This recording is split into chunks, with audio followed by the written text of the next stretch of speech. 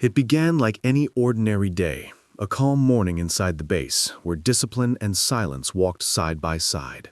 Soldiers moved with purpose, their boots striking rhythm against the gravel, unaware that one impulsive act was about to shatter the balance they lived by. He didn't plan it. Nobody ever does. But anger, pride, and frustration have a strange way of building up behind the walls of discipline until they find a moment to explode. That moment came in a flash. A heated argument, a raised voice, and then the sound that froze time itself, the dull thud of a hit landing where it never should have. She fell, not with drama, but with disbelief in her eyes.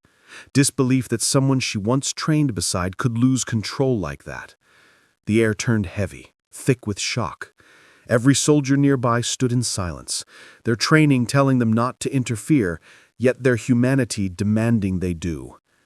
The man's hand still trembled, his breath uneven, as the reality of what he'd done started to sink in. It wasn't just about the act, it was about where it happened. Inside a base, everything is magnified. Every action, every whisper, every mistake carries weight beyond imagination. He didn't just break a rule. He broke the invisible code that binds soldiers together, the code that says no matter how hard the mission gets, you never turn your weapon, your words, or your hand against one of your own. The silence that followed wasn't peace, it was judgment. The kind that spreads fast, from one barracks to another, until the entire camp feels it like an echo in their bones. Moments later, the commanding officer was informed. No one dared soften the report. "He struck her, sir." That sentence alone carried the gravity of 1,000 consequences. Radios crackled, orders were whispered, and for the first time in years, the base that ran on perfect order felt chaos creeping in. The man was detained on the spot, his uniform suddenly feeling heavier than ever before. He looked around, seeing faces he had known for years, but none of them would meet his eyes. That's when he realized punishment had already begun. Not by the law, but by the silence of his brothers and sisters in arms. In every military base, trust is the heartbeat. Once it's broken, the system starts to bleed. As the minutes passed, the gravity of that single hit grew larger, like ripples spreading across still water. It reached the ears of those who guarded reputation, order, and honor at the highest levels. But for the soldiers who saw it happen, the real punishment was watching everything they believed in crumble in front of them. That moment, just a few seconds of lost control, became a lesson that echoed across ranks. It doesn't take a weapon to destroy what you've built. Sometimes all it takes is a hand raised in anger. And once it happens, there's no taking it back. The base was never meant to know chaos. Every movement, every command, every second was designed to follow precision and order. But that morning, the chain of command began to tremble under the weight of what had happened.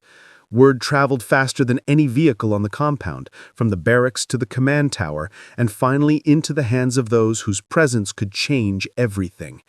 Within minutes, the sound of engines broke the silence as 3 black military vehicles rolled through the gates.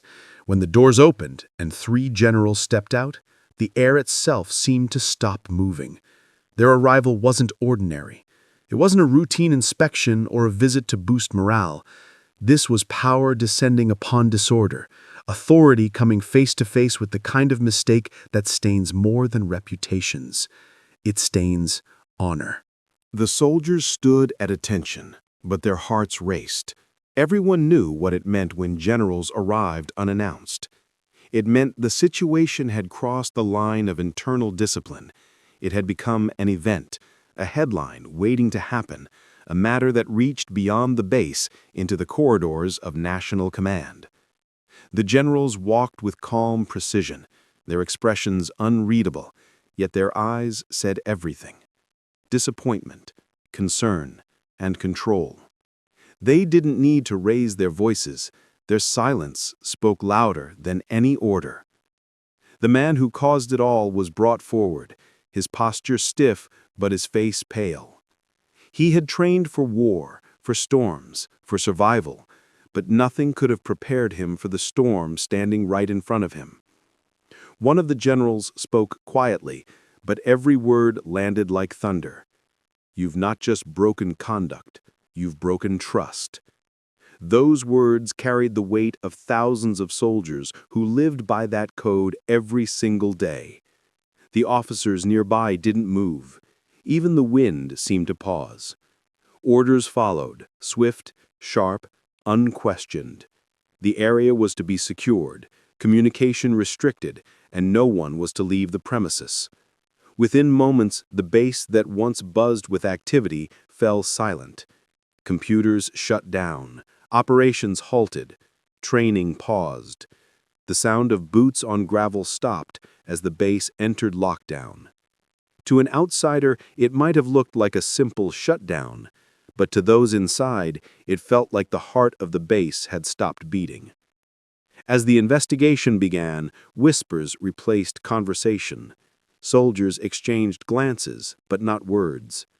The presence of the generals was a constant reminder that this was no longer a personal issue, it was an institutional scar. Every command they gave was measured, deliberate, final. The woman who had been struck was taken under medical and psychological care, but even her recovery couldn't mend what was broken in that moment. Authority had arrived not just to punish, but to restore order, to remind everyone that in the world of discipline and duty, emotions cannot be allowed to rule over respect.